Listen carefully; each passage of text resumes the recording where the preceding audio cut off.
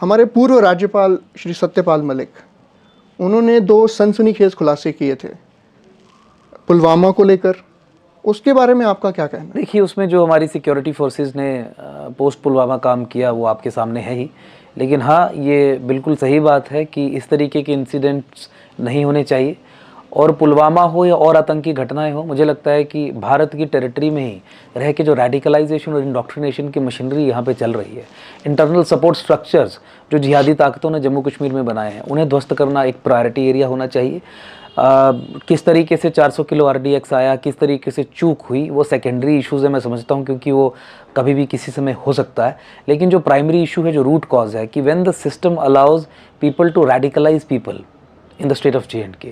But don't you think, as you said, that is a secondary issue, that how 400 kg RDX came into the middle of the city? Don't you think there is a collusion of some of the agencies or whatever? I won't take names here. Don't you think that rather than obviously we need to put this counter intelligence and counter subversion measures. हम जैसे जानते हैं कि ISI हो गया या KGB, CIA, these agencies they try to disrupt हमारे देश में कुछ ये ऐसे तत्वों को छोड़ के एक सौहार्द का माहौल ख़राब करने की कोशिश करते हैं। लेकिन don't you think that we as a administration हमें उसको भी एम्प अप करने की ज़रूरत है? हमारी वो सिक्योरिटी का भी लैप्स है एक तरह से, कि किस तरह से वो हम नहीं, एब्सोल्युटली। देखिए, सिक्योरिटी लैब्स तो है ही है, तभी इतनी बड़ी घटना हो गई और 400 किलो आरडीएक्स आ गया। सेकेंडरी मैं जिस कॉन्टेक्स्ट में कह रहा था वो यही था कि जब आप समाज में रेडिकलाइजेशन और इंडोक्ट्रिनेशन को अलाउ करेंगे to happen, when the institutions of radicalisation and indoctrinations are allowed to work with impunity, तो इस तरीके के सिम्टम्स आपको दिखेंगे, इस तरीके के हमले आपको होते हुए दिखेंगे।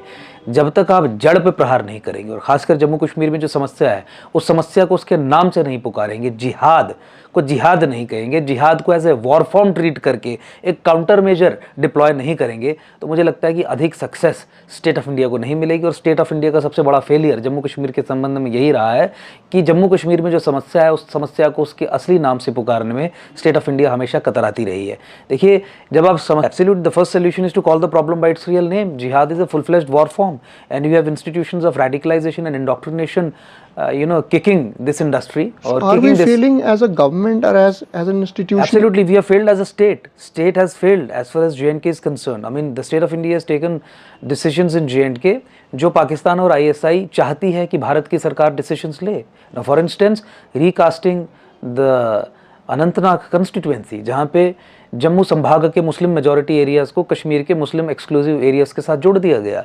अगर आप ग्रेटर मुस्लिम कश्मीर का प्लान पढ़ें, अगर आप अलगाववाद को किस तरीके से पूरे जम्मू कश्मीर में फैलाना है, कौन रिस्पॉन्सिबल है इसके? देखिए, that's subversion, that's a detailed thing that probably I can throw some light, but we need to understand. जैसे मैंने बताया कि किस तरीके से पाकिस्तान और ISI की बी टीम के रूप में भारत की सरकार ने जम्मू कश्मीर में रह के काम किया है नीति के स्तर पे, मैं उसकी एक state of India is always hostile to the nation of India. It's an imperial construct and I think the state is working against the nation. We have been taking this line very consistently. Where do you pin the blame in that case? Absolutely, when the state is taken over from within, and you have policies and you have individuals planted in the state apparatus who are causing subversion from within, the fate of the state is like this. देखिए, जब imperial construct है, when the state is under control of the powers जो भारत को as a civilisation destroy करना चाहते हैं, तो we have to call the problem by calling the problem by its real name that we have been doing. And how can you overlook the fact, condone the fact कि भाई state of India ने जम्मू कश्मीर में पिछले 5 वर्षों में ऐसे निर्णय लिए हैं जो पाकिस्तान के लॉन्ग टर्म गोल्स को कंसोलिडेट करने का जम्मू कश्मीर में काम कर